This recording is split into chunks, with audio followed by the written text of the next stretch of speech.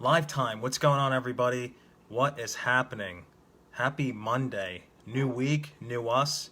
I hope we've had a fantastic start to our week. I hope we had a fantastic weekend. Going forward, going towards crushing goals, going towards doing big things for ourselves, and going towards growing big.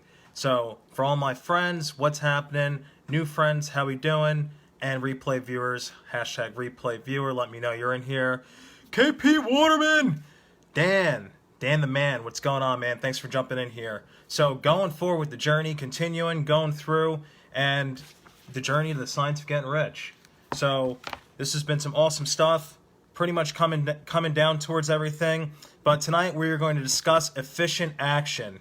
That is what this chapter is big about, and I'm going to kind of talk about how that relates to us and how that's an important factor and how we can go forward and crush our week, crush our year, do things big, and do it so that we can have some growth and grow out of where we're currently at. So one of the biggest things that Wallace C. Wattles brings forward with having things in an efficient action and doing things efficiently is growing bigger than the place that we're currently in.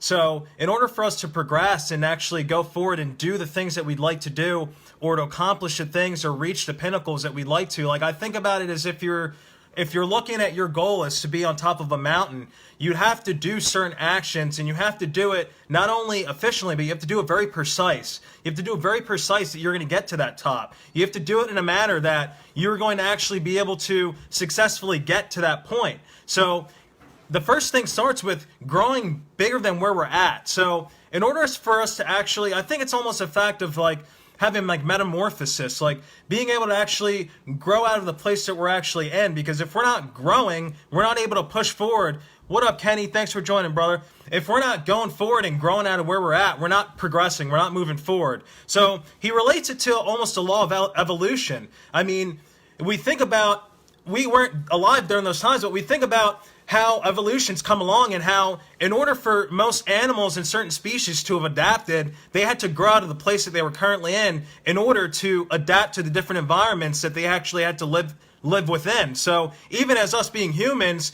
we have to constantly be comfortable with evolving and being able to go through the certain standpoints of wherever we are in our lives. Like, we're not expecting that, where we were last year, that we're going to be able to make it through with it this year. Because obviously we've learned things from previous experiences. We've learned things from different things that we actually came in contact with. So we have to actually evolve and go forward and have a sense of transformation. So going forward, he talks about, I'm going to put a quote on here.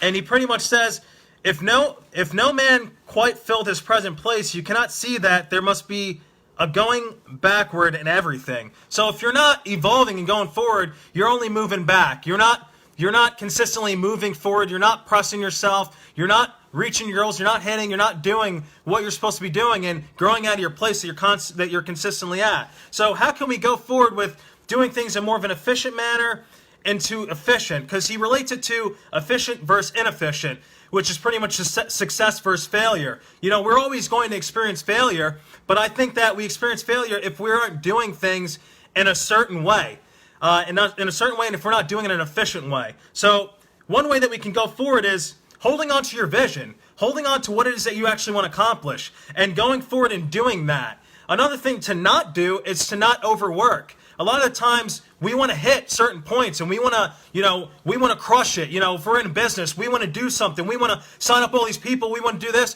or maybe if we're like, we're trying to lose weight, we want to lose weight so fast. We want to do all these different things. But if we overwork, it actually sends us backwards. So a quote that he says is, do every day all that you can be done that day. You are not to overwork nor rush blindly into your business. The effort that you do, great possible number of things in the shortest possible time. So we actually have to do things in a precise time. It's more about quality.